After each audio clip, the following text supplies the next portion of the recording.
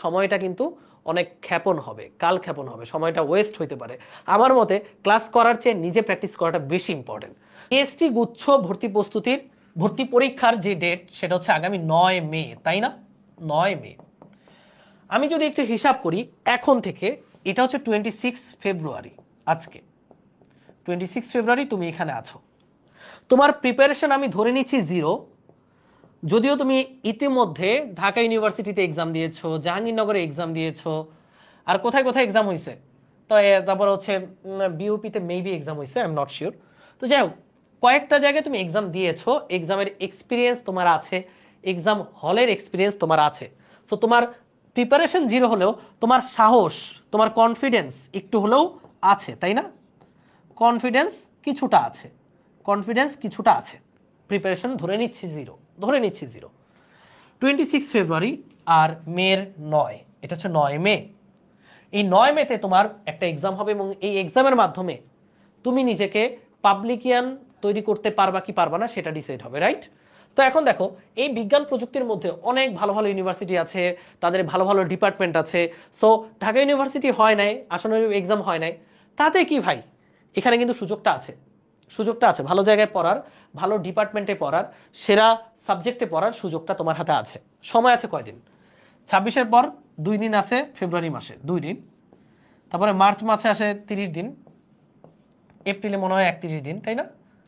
31 দিন, তারপরে ওইখানে আছে মনে করো 8 দিন, 8 দিন। তাহলে টোটাল কত হচ্ছে? 8 আর 2 10, 10 আর 30 40, 40 আর 31 কত হয়? 71।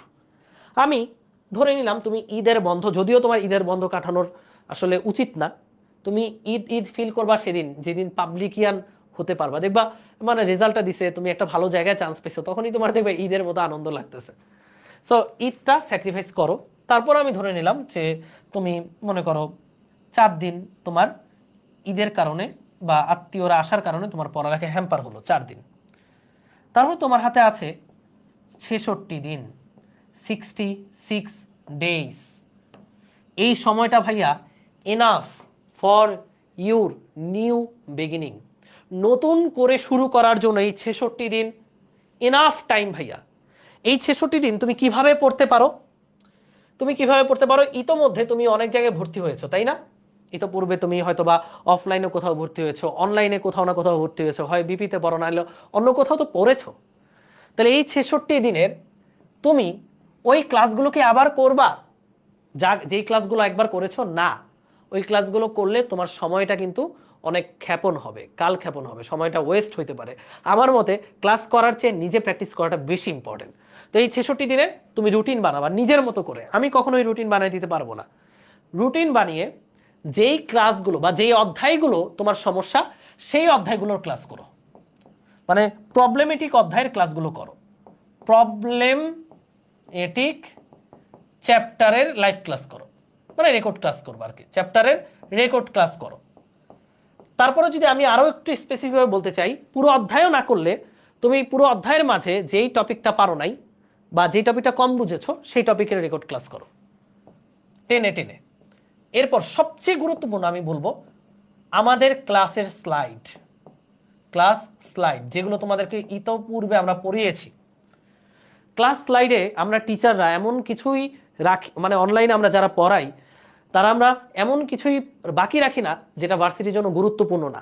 সো এই ক্লাস স্লাইডটা হচ্ছে সেই ডায়মন্ডের খনি আর কি, যেটা পড়লে দেখবা এখান থেকে জিএসটি বলো কিংবা যে কোনো ভার্সিটিতে এক্সাম দিতে যাও না কেন, এই ক্লাস স্লাইড থেকে দেখবা যে অনেক কিছু আসতেছে, অনুরূপ অনুরূপ টাইপের আসতেছে। তো সবচেয়ে important class slide. Class slide পড়তে বেশি সময় লাগবে না যেহেতু ক্লাস করেছো একবার। এরপরে ভাই প্রশ্ন ব্যাংক। কোন প্রশ্ন ব্যাংক? প্রশ্ন ব্যাংক কোনটা পড়বো ভাইয়া? যে কোনো পাবলিকেশন পড়ো, কোনো সমস্যা নেই, কিন্তু একটা জিনিস এনশিওর করবা, যেখানে এক্সাম দিতে যাবা তার প্রশ্নগুলো পড়া হয়েছে কিনা। ধরো তুমি খুলনা ইউনিভার্সিটিতে এক্সাম দিতে যাবা, তো খুলনা ইউনিভার্সিটি বিগত 15 বছরের কোয়েশ্চেনগুলো অ্যানালাইসিস করা হয়েছে কিনা, ওগুলো পারো কিনা। তুমি যদি জিএসটিতে এক্সাম যাও, জিএসটির যেই ভার্সিটিগুলো আছে সেগুলোর কোয়েশ্চেন সলভ করা হয়েছে কিনা, যেমন মাওলানা ভাসানী, হাজি দানেশ, এনএসটিউ, পিএসটিউ, এত যতগুলো আছে এদের প্রশ্ন সলভ করা হয়েছে কিনা। মোট কথা প্রশ্ন ব্যাংক বলতে ভার্সিটি প্রশ্ন ব্যাংকটা A to Z তামা তামা করে ফেলতে হবে। ঢাকা ইউনিভার্সিটি ফিজিক্সের কোয়েশ্চেন কনসেপচুয়াল হয়েছে, বেসিক থেকে হয়েছে, ইয়েস এটা মানি, বাট অন্য যে কোনো জায়গায় এক্সাম দাও না কেন তুমি দেখবা সেম প্যাটার্নের কোয়েশ্চেন রিপিট পাচ্ছই।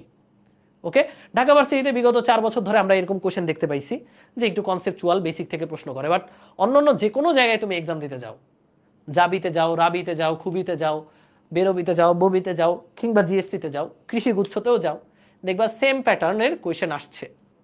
এবং যারা কোয়েশ্চেন ব্যাংকটা 100% কমপ্লিট করে যেতে পারবে তাদের কাছে এক্সাম হলের এনভায়রনমেন্ট অনেক স্মুথ মনে হবে এবং তারা পারবে।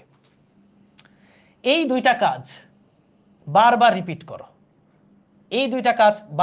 করো, কেউ যদি এটা 20 দিনে শেষ করে ফেলতে পারো তাহলে আরো 20 দিন এটা রিপিট করো, বারবার 20 দিন রিপিট করো, রিপিট কোয়েশ্চেন ব্যাংক একদম ঝালাফালা করে ফেলতে হবে।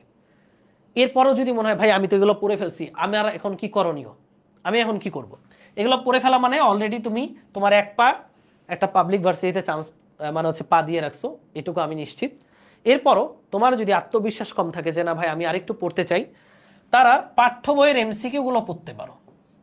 পাঠ্য বই এর এমসিকিউ দেখবে এখান থেকে হুবহু আসতেছে, যেমন ইসাক স্যারের বইয়ে অনেক এমসিকিউ আছে ফিজিক্সের, সেই এমসিকিউ গুলো পড়লে দেখবা হয়ে গেছে, আর কিছু লাগছে না।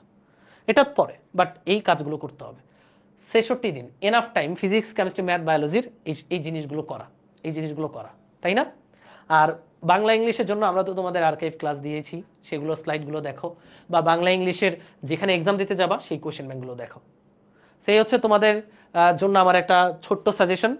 সো এরপরে জিএসটির পরে কিন্তু আবার কৃষি গুচ্ছের এক্সাম আছে, এরপরে হচ্ছে আরো অনেক ভার্সিটি এক্সাম আছে, প্রযুক্তি বিশ্ববিদ্যালয়ের এক্সাম আছে। সো আশা হলে চলবে না, সায়েন্সের শিক্ষার্থীদের জন্য অনেক সিট কিন্তু আছে।